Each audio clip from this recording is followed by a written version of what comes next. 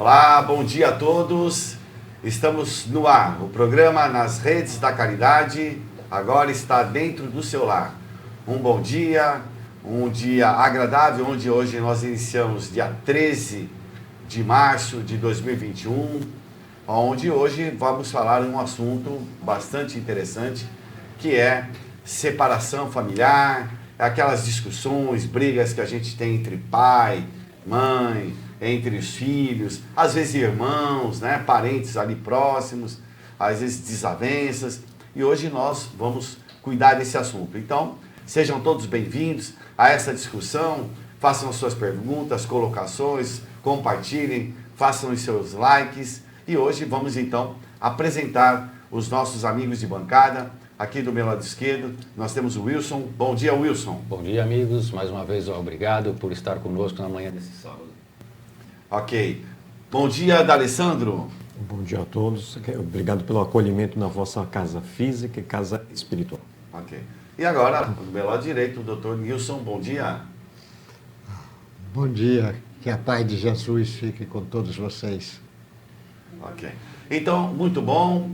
Bancada já deu seu bom dia. Vamos então iniciar agora a nossa conversa sobre esse tema sob a ótica espírita. Como é que o espiritismo vê, às vezes, essas incompatibilidades, que às vezes uma pessoa que é totalmente antagônica, está ali num lar, que está ali oferecendo todas as condições, mas é uma pessoa antagônica a essas ideias e causa aí um certo desconforto.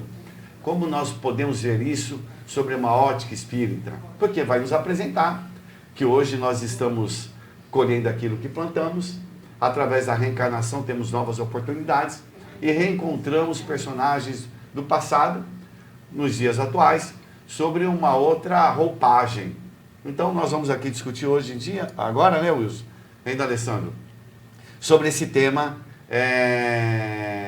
essas brigas familiares e desentendimentos familiares. Vamos começar aqui. Quem vai começar? O D'Alessandro trouxe um texto para nós aqui. Vamos lá, D'Alessandro. O benfeitor Emmanuel, no seu livro Pão Nosso, a mensagem separação. Todavia digo-vos a verdade, a vós convém que eu vá. Então falou Jesus, registrou João capítulo 16, versículo 7. Emmanuel nos amplia o horizonte do entendimento. Semelhante declaração do mestre ressoa em nossas fibras mais íntimas. Ninguém sabia amar tanto quanto ele. Contudo, era o primeiro a reconhecer a conveniência da partida em favor dos companheiros.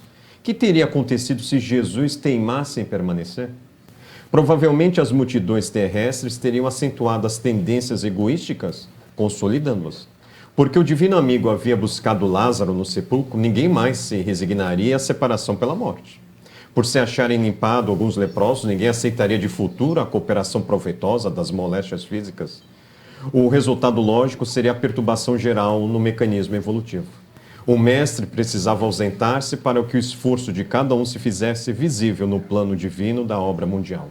De outro modo, seria perpetuar a indolência de uns e o egoísmo de outros. Sob diferentes aspectos, repete-se diariamente a grande hora da família evangélica em nossos agrupamentos afins.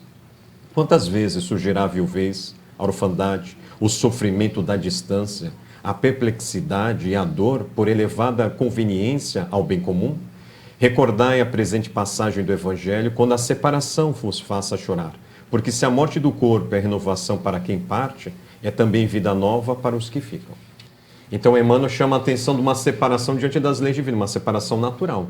Essa outra que nós vamos juntos refletirmos, às vezes não está na nossa programação, quando a gente quer colocar nosso ponto de vista, o nosso olhar no olhar do próximo, com essa imposição, uma coisa é dialogar com o filho, dialogar com o irmão, dialogar com a mãe, a outra é a gente querer impor, e aí às vezes há essa separação, estamos na mesma cidade, um em cada extremidade, não mais o diálogo fraterno, né? E sim infelizmente, essa mágoa dentro da família. Então, porque ele fala também, eu estou me recordando agora no Evangelho, sobre essas separações naturais. Por exemplo, o filho ele dá o exemplo, vai servir o exército.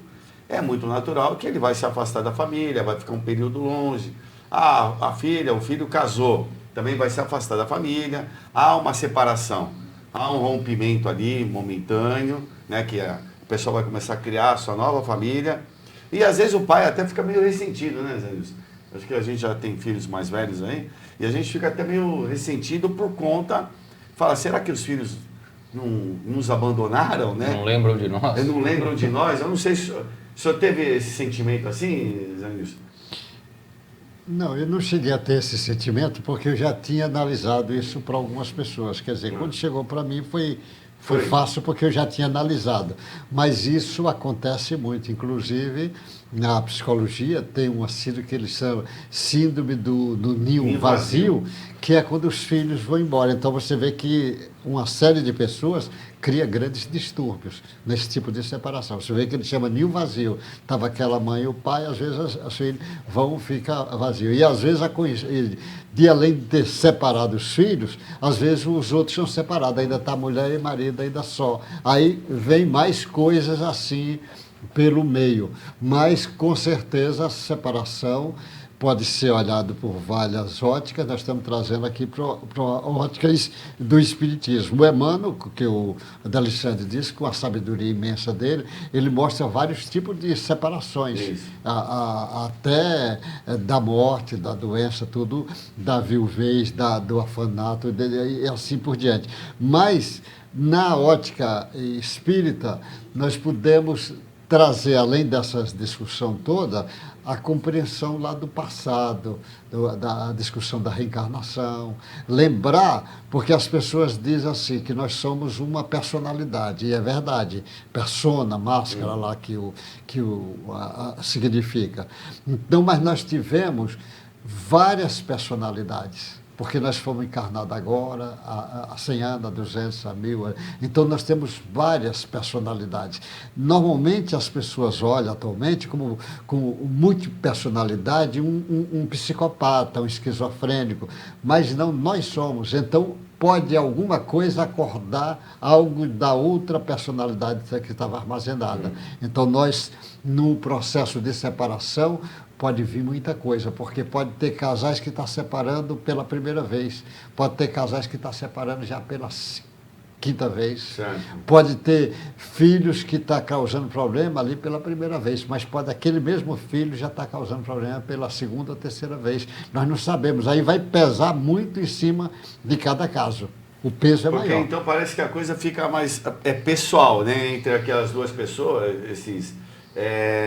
a gente percebe que há um antagonismo entre duas pessoas e que elas precisam conviver junto para poder desatar esse nó que está através do ódio, né? É complicado isso, porque você pega, por exemplo, vamos pegar um pai alcoólatra. O pai alcoólatra cria muito transtorno. Mas um pai alcoólatra agressivo, às vezes ele cria transtorno na menina, às vezes transtorno muito fácil. Cria no menino também, mas eu digo na menina, porque o pai seria o primeiro homem da vida dela, nessa atual encarnação. E ele está decepcionando, ele cria um problema. Tem umas que o problema é forte, mas ela consegue se adaptar, se ajeitar e fica uma mulher equilibrada. Mas tem umas que o problema, ela já teve problema lá na outra encarnação, na outra. Essas vezes, o alcoolismo do pai, com agressividade, pode desenvolver nesta vida atual, por exemplo, uma frigidez nessa moça. Um problema desse atual. Tem vários casos estudados em cima disso.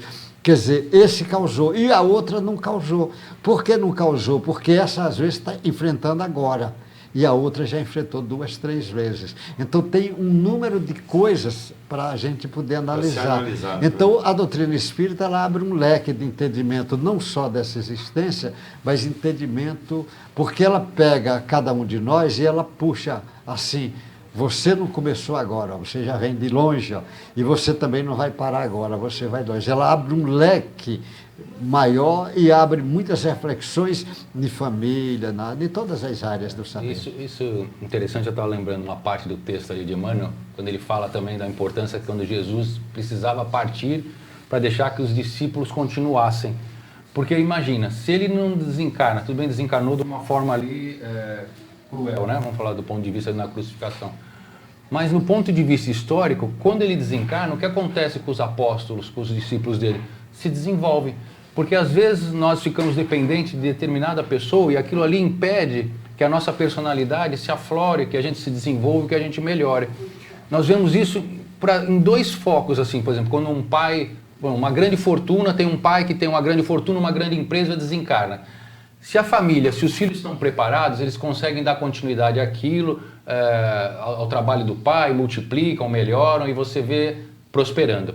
Mas também tem outro ponto, muitas vezes aquela família, aqueles filhos não foram preparados, às vezes o pai quis proteger muito, quis dar muita facilidade, e quando o pai desencarna tem essa separação também, eles não estão preparados e dão cabo de tudo rapidamente. Então tem esses dois aspectos também na separação, na hora do desencarne da pessoa. Ou a pessoa realmente a partir daí cresce, é importante essa separação, ou se não estiver preparado, através da dor ela vai ser chamada a depois se reconduzir pelo caminho das leis divinas se não estiver próxima.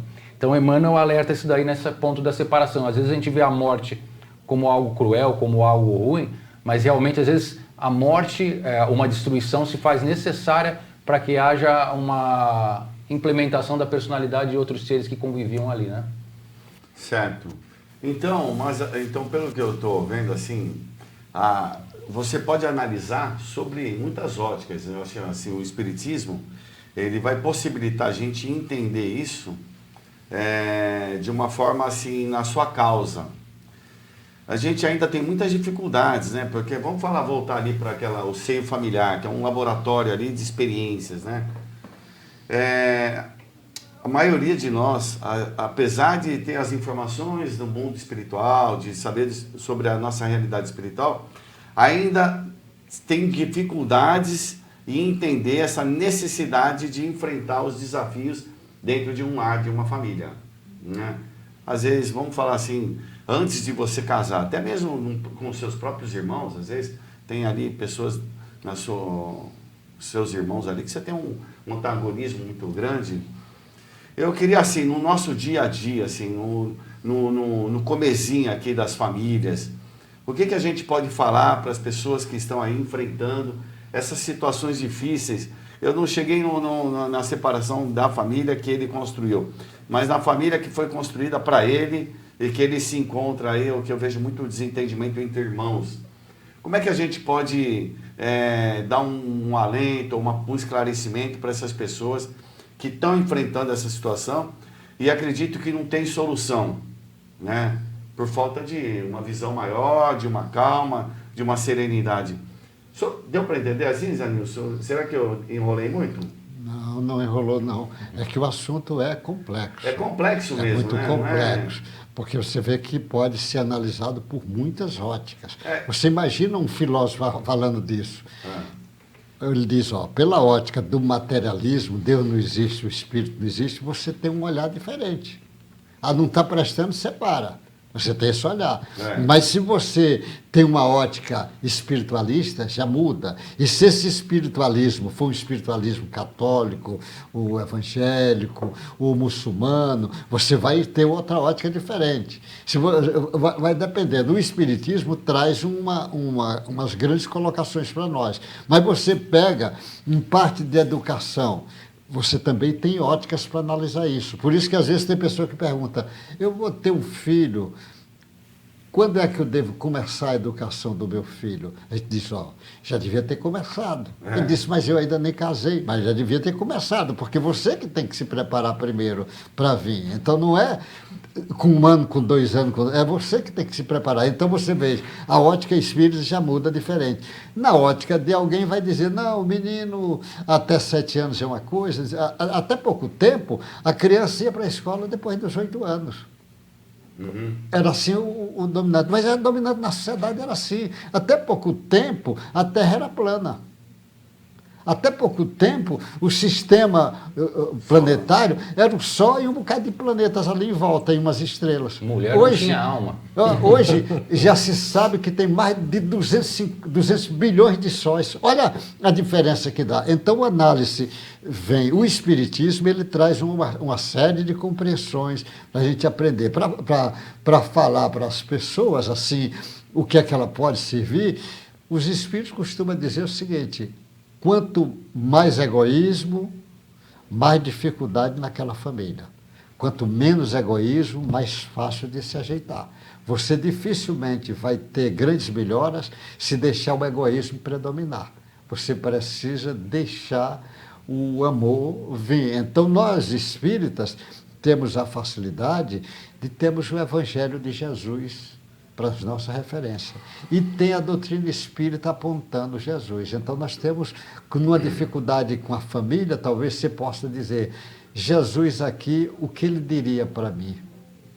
O que é que o Espiritismo tem para me apontar neste momento?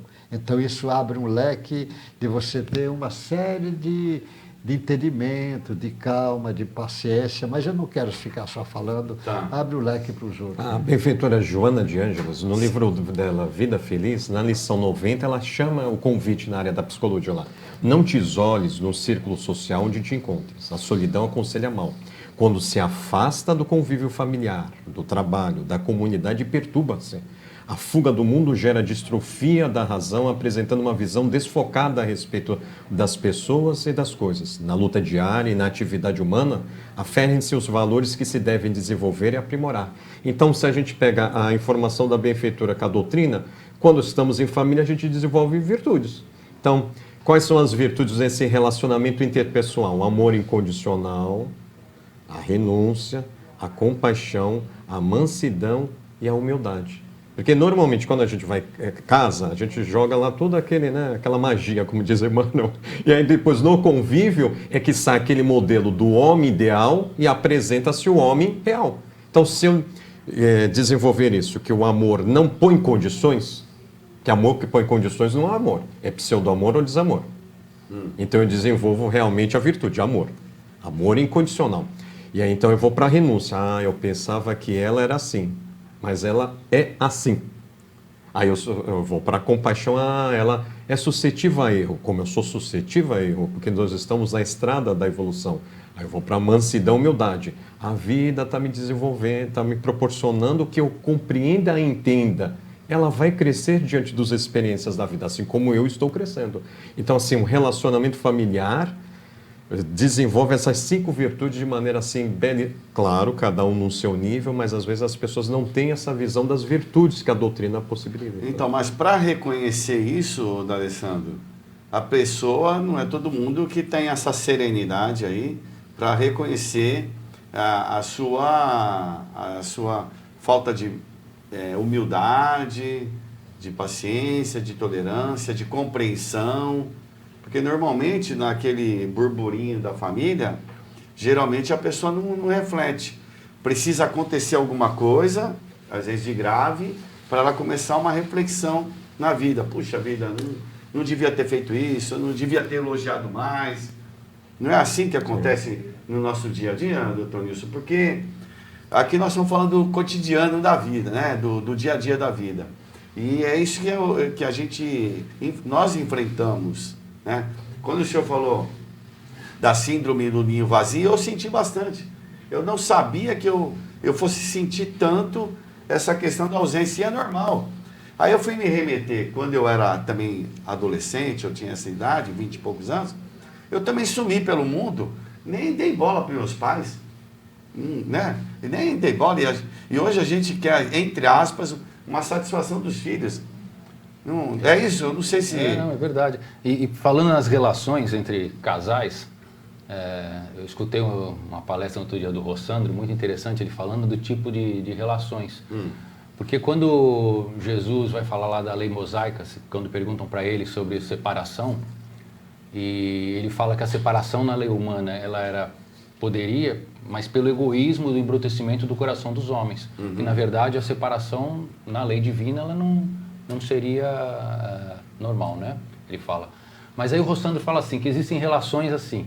Antigamente as relações eram como se fosse relação à la carte, ele compara com cardápio. O que é uma relação à la carte? Então, quando a gente vai no restaurante, você olha o cardápio, aí vê o prato, escolhe, pede informação pro garçom, ele te fala como vem o prato, se pode ser mal passado, não sei o quê. Aí você faz o pedido, espera, fica calmo na mesa. Então um prato que demora meia hora, 45 minutos para chegar. Com o tempo, foi a relação self-service. Você chegava, estava tudo pronto, chega ali, já consome rapidamente. E na evolução mais rápida, virou a relação rodízio, onde todo mundo tá junto toda noite ali e compartilha, cada um fica com vários na mesma noite. Então essa evolução nas relações, até que ponto ela foi bom ou foi prejudicial para a sociedade? Porque os jovens cada vez mais estão se baseando nesse tipo de relação de ser um compromisso, um vínculo às vezes muito forte com alguém e acham isso normal. Aí ele conta o caso, assim, casais assistem muito filme. Geralmente o homem gosta de que tipo de filme? Aventura, luta, né, ficção. Mulher gosta mais de uma comédia romântica. E como a mulher que manda, a gente acaba assistindo mais a comédia romântica, né? Manda, mulher. Aí no meio do filme o cara chega lá, ela tá trabalhando, o cara chega com um buquê de flores, tocando uma trilha sonora bonita, aí a mulher já tá ali com o olho lacrimejando, né? Cutuca, tá vendo? Você não faz isso comigo. Aí começa a cobrar. Só que, se a gente pegar a nossa vida conjugal, desde que a gente começa, se você só pegar as melhores cenas, né, os melhores momentos, colocar 2 atores bem mais bonitos que a gente lá para fazer o filme, colocar uma trilha sonora da Enya lá, Love Times, e fazer uma filmagem no Central Park, vai ser um filme romântico que todo mundo vai adorar. Se você pegar os episódios mais hilariantes da tua jornada com a tua esposa, com a tua família, vai dar uma comédia romântica que todo mundo vai adorar e vai ser sucesso também de Hollywood. Agora, se você só pegar os momentos de drama, de dor, de briga que você tiver, vai ser um dramalhão que todo mundo vai chorar. Talvez até ganhe um Oscar lá se puser a música do Titanic. Mas por que isso? Porque todos nós temos problemas, dores, anseios. Nós somos seres normais. E a gente cria expectativa na esposa, no filho, no cunhado, na sogra, que vão ser pessoas perfeitas, que vão ter resposta para tudo, que vão saber se posicionar e agir em qualquer situação.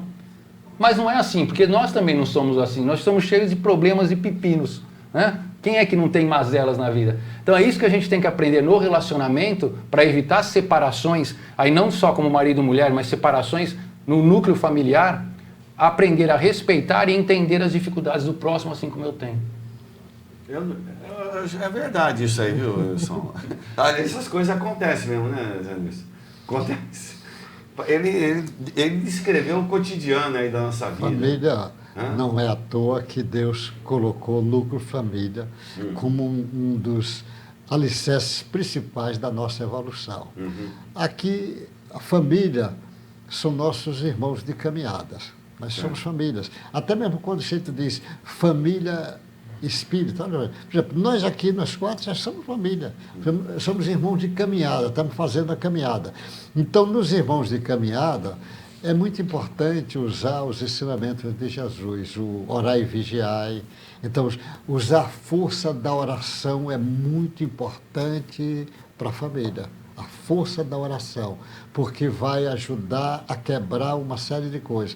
Lembrar que está todo mundo numa marcha evolutiva e cada um vai dar o que tem. O que estiver mais preparado é o que tem que dar mais. E, sobretudo, dar o exemplo, que é difícil para todos nós, porque exemplo custa evolução, é muito complicado, mas nós temos que entender esse processo. E esse entendimento desse processo passa, como o Alessandro falou da Joana de Ângeles, a renúncia, não é? A humildade. Não é fácil você aprender a renunciar, a ter humildade, a ter simplicidade. Não é fácil ser uma pessoa de fé. Confiar que Jesus sabe que sempre vai dar certo lá na frente. Então, um filho problema, ele não é problema, ele está problema momentaneamente. Tenha certeza que na frente ele será uma grande personalidade. Então você acreditar nisto. E enquanto você está dando exemplo, você às vezes fala, mas às vezes não adianta falar, dá só um exemplo. E aguarda, faz prece e aguarda. Essa confiar em Deus, nós temos que fazer isso, aprender a confiar em Deus, a se entregar e entregar mesmo a Deus. Isso, nós precisamos fazer isso com muita intensidade nesse meio nosso, familiar, senão é difícil. Mas sempre a compreensão, sempre assim. O melhor, ele tem que cooperar com os menores. Às vezes a criança pode ser o mais preparado da casa, espiritualmente. Às vezes a criança é o mais preparado. Com um assunto é dificílimo. Se fosse fácil, todo mundo resolvia. E a gente aqui estamos falando da teoria. A teoria, ela é formidável, né? parece ser fácil ser praticada, mas na hora que você vai enfrentar, quando o Dr. Nilson estava falando, esse ajuste que nós precisamos fazer, ele precisa assim de a pessoa ter muita serenidade, né, para começar a fazer esse ajuste. E ela precisa parar um pouco na vida para poder refletir. Uma das coisas que eu aprendi a fazer é você ter uma reflexão diária. Aliás, nós tivemos um exemplo maior, que é dado aí até no Evangelho segundo o Espiritismo, que é o São Vicente de Paulo, que fala exatamente da reflexão que ele fazia diariamente para poder avançar no dia seguinte. Se ele teve problemas com alguém nesse dia de hoje, no dia de imediato ele ia lá e tentava apaziguar e resolver esse problema. Não postergava o problema. Normalmente a gente fica postergando, demorando para poder resolver, né? E é uma, eu não sei, é uma condição nossa ainda, talvez, né? Do ser imperfeito, né? Existem pessoas mais resolutas que vão lá, não, eu vou lá, vou pedir desculpas, não vou deixar isso avançar, para poder equacionar o problema e resolver, né? Então eu acho que essa questão de familiar não é, às vezes as pessoas falam assim, eu mereci uma família melhor. A questão não é de merecimento, aqui é necessidade. Nós necessitamos dessa família. Mas o meu pai foi muito austero, foi muito duro comigo, mas era necessário para você. Esse pai dessa forma, porque é esse pai que vai domar você ainda um ser um pouco mais bruto e precisa de ter uma austeridade maior com você. Então, eu vejo assim, é um grande laboratório mesmo. E as experiências que nós vamos fazer um com o outro é no dia a dia. Então é um desafio você viver em família, é um desafio. O grande problema são as tentações do dia a dia. As tentações. Vejo, né? E Chico falava que as tentações, ele dava uma definição interessante para a tentação, ele falava que a tentação é como se fosse um cachorro muito grande, bravo, correndo atrás de você correndo mais que ele, mas com uma grande vontade que ele te alcance. Então essa era a definição que ele dava de tentação. Como é que é? Um grande cachorro bravo correndo atrás de ti, mas você com uma grande vontade que ele te alcance. Essa é a tentação. Porque tentação geralmente é uma coisa que você vai sentir prazer, gostosa.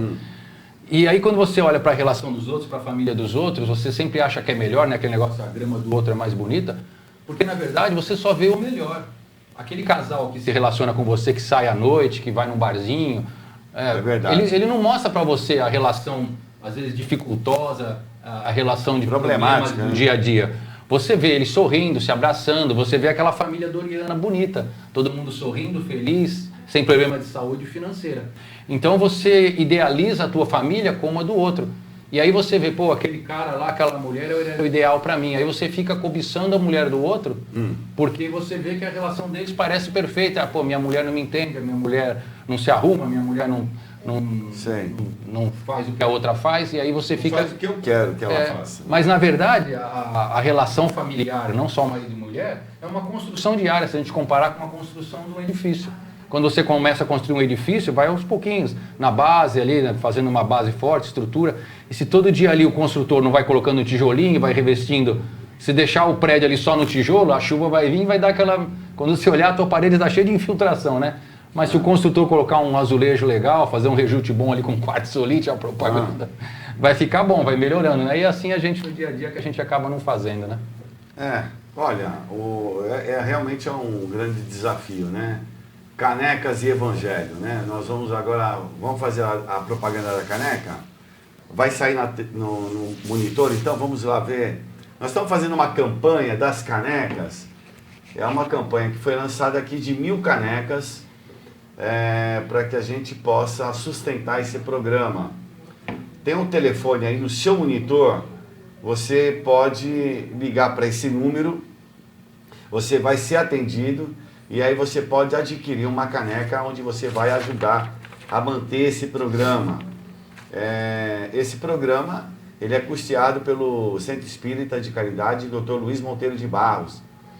Então, principalmente nesse momento difícil aí de todos nós, todo mundo está enfrentando, nós gostaríamos de pedir a sua ajuda para a gente só não pedir um dinheiro para ajudar o programa, nós criamos essa caneca para que você possa usufruir dessa caneca, ela possa se tornar um bem aí na sua vida e automaticamente você passa a nos ajudar. Então tem um telefone aí, 996-525831, é isso?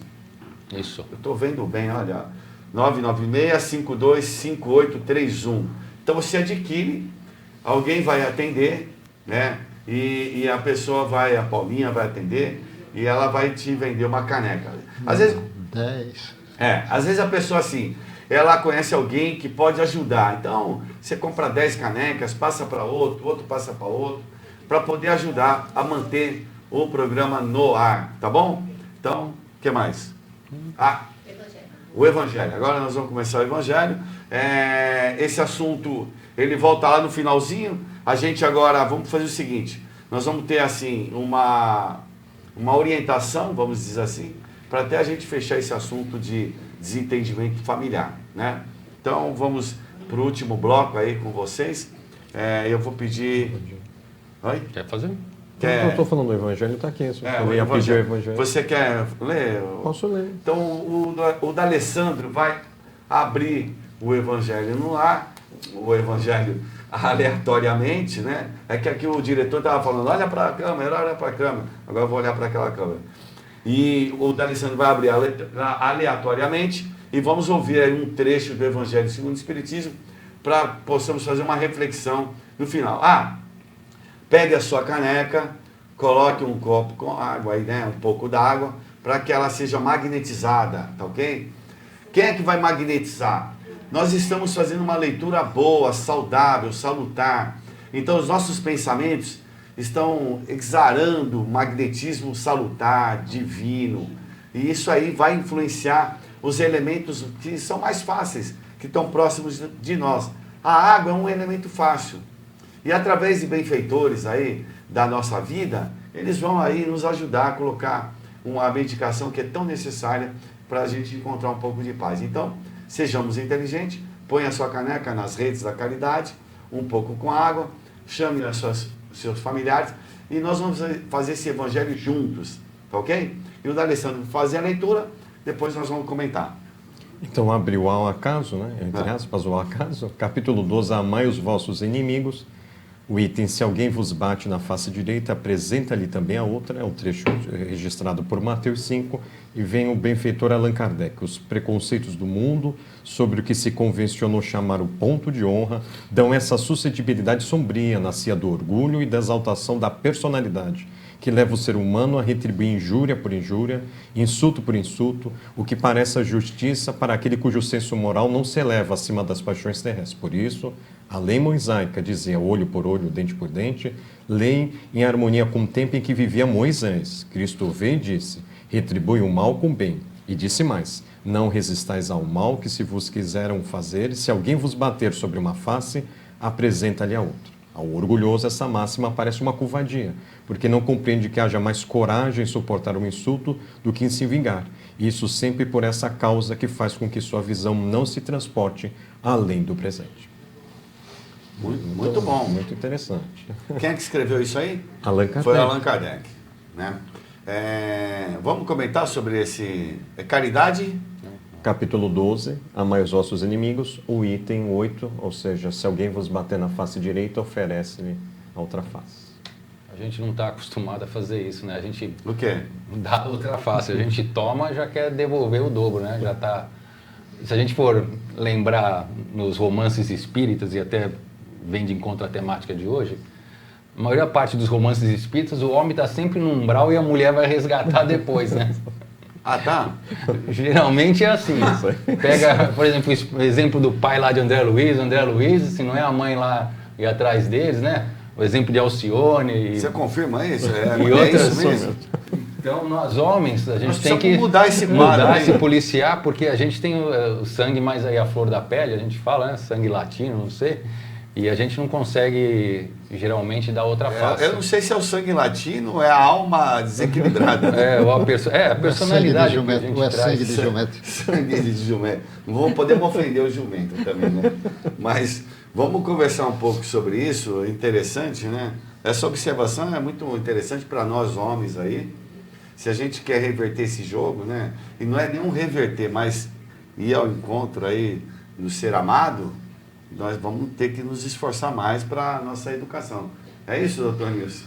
Mas, olha, às vezes as pessoas perguntam para mim, lógico, eu também respondo para mim mesmo, às vezes eu digo para algumas mulheres, e digo para o homem, digo para a mulher assim: você é uma moça muito educada, que normalmente está ali conversando comigo, educada, uma moça muito gentil, uma mulher agradável, você trata bem todos os homens, você sorri, agradável, e digo que deve ser e deve continuar sendo, é bom que seja.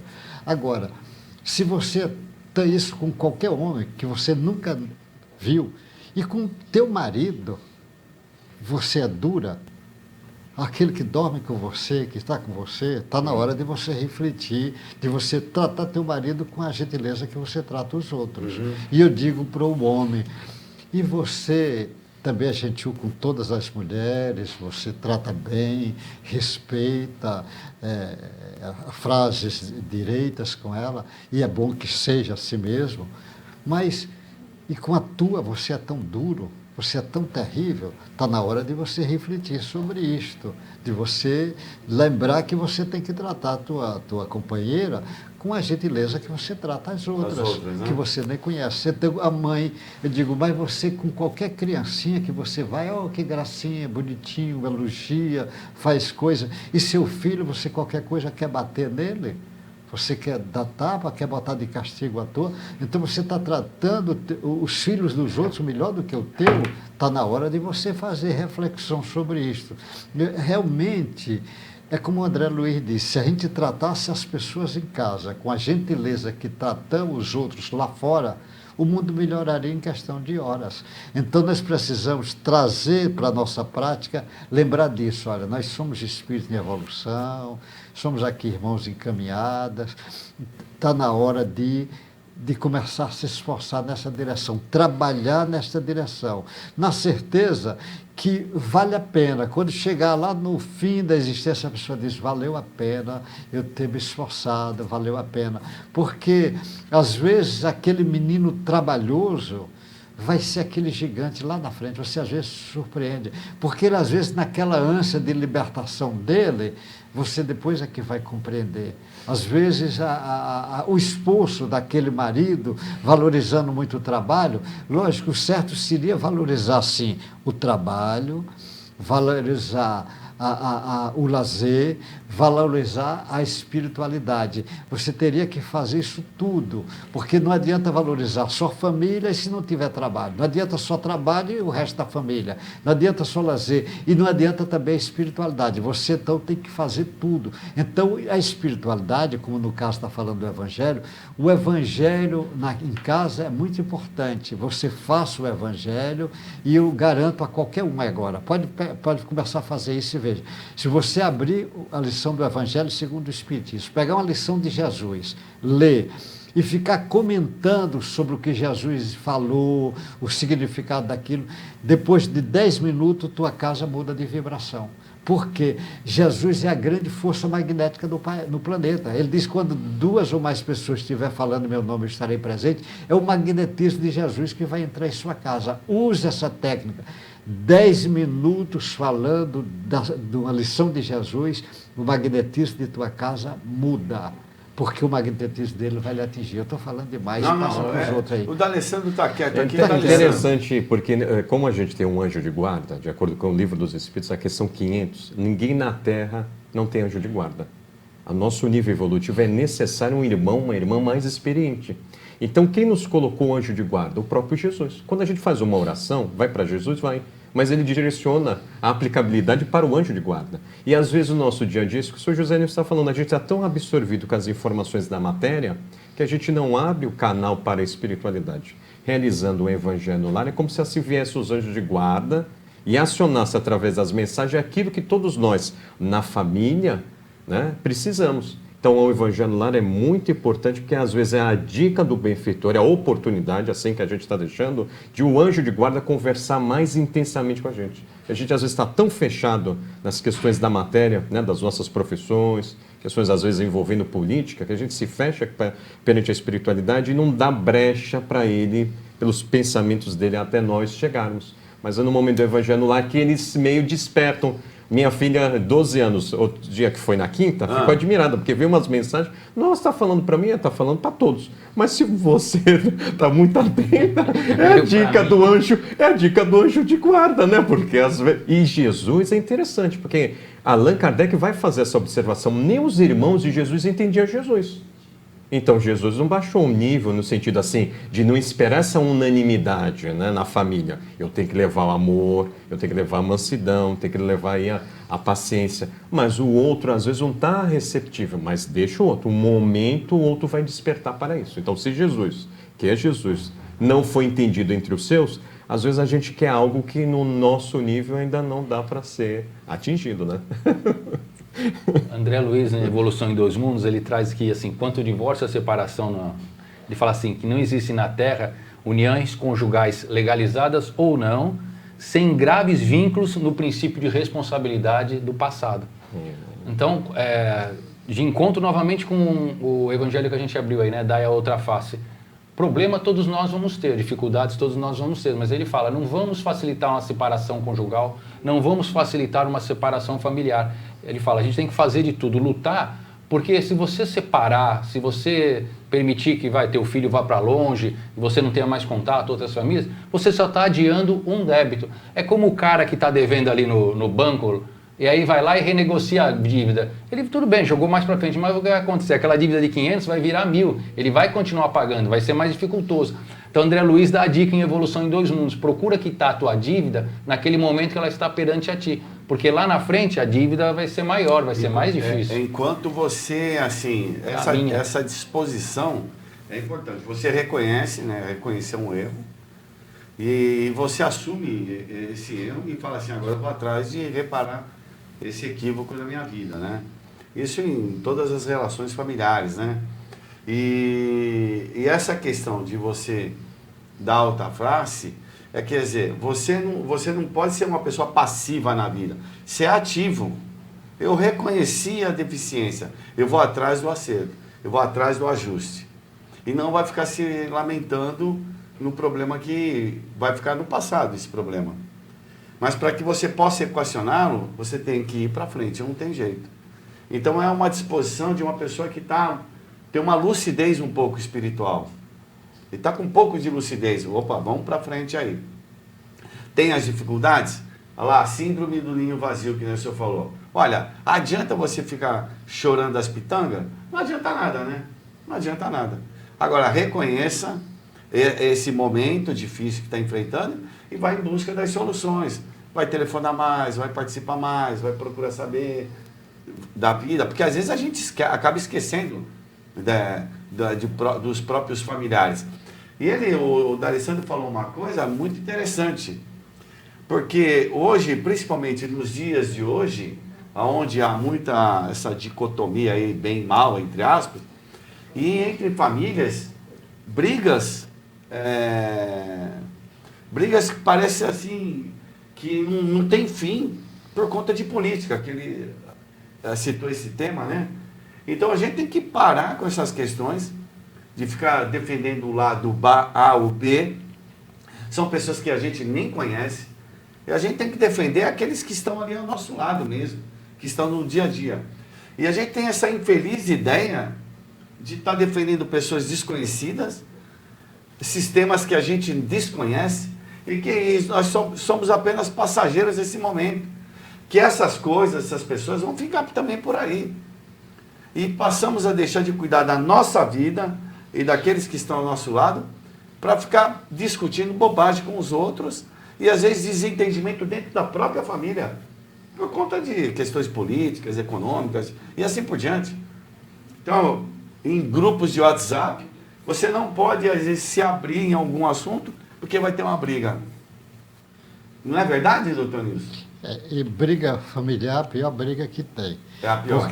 Porque você briga com um vizinho, alguém, você pode não encontrar nunca mais aquela pessoa. Mas familiar, o tempo todo você vai encontrar. Sempre. Então, briga familiar, você vê um pai separou. Às vezes, é o casamento do filho, está ele de novo encontrando lá a mulher. É uma festa de formatura do filho, vai encontrar, vai ficar sem família o tempo todo, porque não existe. Você vê a pior briga que tem, por exemplo, na Terra, ultimamente, que a gente observa, é a briga de Israel com o palestino, lá, judeu e muçulmano. São primos os dois. É. Olha a Até briga. hoje. Até hoje estão brigando, é primos. É a briga maior que a gente vê aí falando, porque é briga antiga, porque os dois são primos. Nunca, não deveria estar briga de família, a pior briga que tem. Por isso que a gente diz, evita brigar com família. E como é que faz? Tem que fazer estilos italianos. Eu conheci um camarada que ele disse que morava numa casa em São Paulo e viu uma família italiana na casa vizinha. Ele disse que era muita gente. Aí ele disse que começava briga, aquela discussão, eu digo, vai sair morte ali. Era discussão, tem que... Aí a velha, experiente, a nona, quando a briga estava muito acentuada, ela chegava no meio da mesa e dizia aqui, a pizza está pronta. Aí acalmava todo mundo. Por isso que o povo diz, vai acabar em pizza. Então a briga acalmava na hora que a nona com muita sabedoria dizia, a pizza está pronta. Acabava a briga. Saía beijando a nona, pronto. Vamos comer. Boa, muito bom. Bom, pessoal, nós estamos chegando no final, né? E vamos pegar as considerações finais, a gente tem um pouquinho mais de tempo para cada um, mas vamos tentar abordar esse assunto dentro do Evangelho, né? Que vai nos ajudar a dar uma informação às pessoas que estão nos assistindo sobre os desentendimentos familiares. O Dr. Nilson falou uma coisa interessante agora, que apesar das separações aí, que há no casal, mas vai estar se reencontrando numa festa, e às vezes já casou com outro, já casou com outra, e aquele reencontro ali, que é muito natural, ele deve ser o que agora? Saudável. Saudável. Senão você vai ficar levando isso até quando? Não é? Tem essas obsessões aí, não é assim? Até quando vocês vão ficar brigando? Até quando? Quando é que um vai ceder? Quando é que vai haver? Tem família que vem brigando há 1000 anos. É. Não é de acordo com isso, há 1000 anos que vem brigando. E Precisa uma hora parar. Por isso que Deus, na sabedoria, o que acontece? Está tendo desentendimentos, como é que faz para ajeitar? Coloca no laboratório família, os dois juntos, que vai ajeitar. Às vezes com o pai, filho, irmão, até sogra entra no meio aí nessa brincadeira. Sogra entra também no meio. Aí, normalmente, se aprende. Porque você pega uma mulher e um homem que não podia um olhar a cara do outro. Aí se encontraram, estão juntos.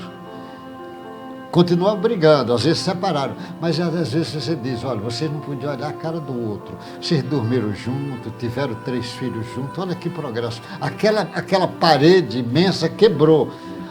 Na próxima, com certeza, vai formar pontes fantásticas de bela. Então Deus, na sabedoria imensa, diz, velhos inimigos precisam se encontrar e o melhor local de encontrar é o laboratório família. isso é muito interessante porque somente a reencarnação possibilita isso. Né? Não dá para você entender se não colocar a reencarnação como uma lei natural na vida. Bom, vamos começar a encerrar? Vamos começar, por onde que vamos começar? O senhor quer começar? Ou? Não, pode. Vamos. Os Dalicente falou Então, então eu agradeço aí.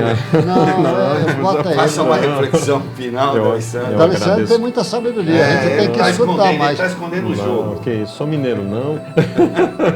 Eu agradeço o carinho de todos, relembrando Jesus, momentos na família, a qual nos pede muita compreensão e serenidade. E através das leis divinas, né, a lei do esquecimento, a lei de misericórdia, nos estimulando a lei maior, que é a lei de amor, justiça e caridade. Então, que possamos ter essa maturidade, se chegar até essa condição de separarmos a condição de homem e mulher, mas não existirá jamais no dicionário da nossa alma as palavrinhas ex-pai, ex-mãe. Então, pode ter sim, ex-marido, ex-mulher, mas no dicionário da alma não existe ex-pai, ex-mãe. Fique na paz de Jesus. Muito bem. Wilson, vamos lá?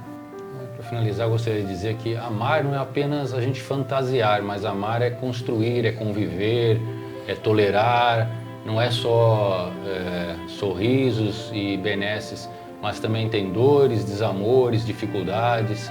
E a construção de um lar, de uma família, de um matrimônio, é isso, é experienciar momentos bons e ruins, mas saber tolerar, ajudar, amparar, estender a mão na hora necessária e também aceitar a hora que estenderem para você. Como foi falado aqui, que a gente possa tratar o nosso núcleo familiar da mesma forma como a gente trata os outros na rua, de uma maneira cordial e muito mais amorosa, principalmente, porque dentro do lar é onde eu reencontro das almas que a gente necessita se reajustar. Meu muito obrigado, um bom sábado a todos. Doutor Nilson, vamos encerrar? Vamos encerrar essa compreensão no lar, chamando a atenção da família. Isso é muito importante porque a gente tem tanto exemplo de famílias que deram volta por cima. Você vê a Mônica, a mãe de Santo Agostinho, ela empresta ali, Santo Agostinho vira esse gigante que nós vamos. A mãe do Samuel Hahnemann tinha uma importância para o Samuel Hahnemann muito importante. A mãe de Jesus, a gente imaginar como ela fez, mas você vai ver pais também trabalhando isto e serve para nós.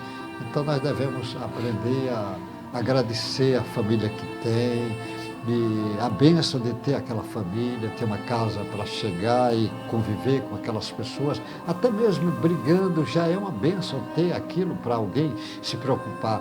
Mas agradecer os pais que nós tivemos, né? Agradecer os avós, bisavós, tataravós, todos esses tios, irmãos, familiares que tivemos, e agora esse vínculo que nós vamos ter daqui para frente, de filhos, neto, bisneto, tataraneto, faz parte desse caminho. Então, aprender a honrar a família. Por isso que os orientais têm essa maneira de dizer, agradecer os antepassados.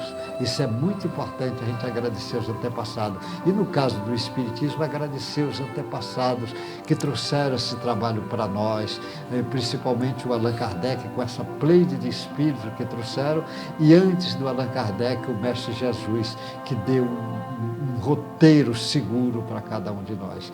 Que Deus guarde vocês, boa sorte, e que a família de vocês seja um lar em que Jesus possa despejar o magnetismo dele em cima de vocês. Ficam com Deus.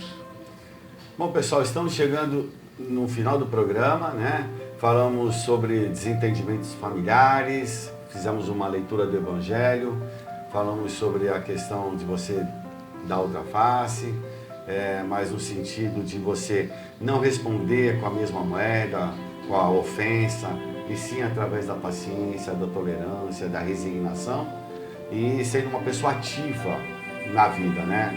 E eu me recordei agora, o senhor estava falando, eu fui num velório, e nesse velório havia 2 irmãos, uma família de 15 irmãos. E 2 irmãos, em determinada fase da vida, eles brigaram. E ficaram 20 anos sem se falar.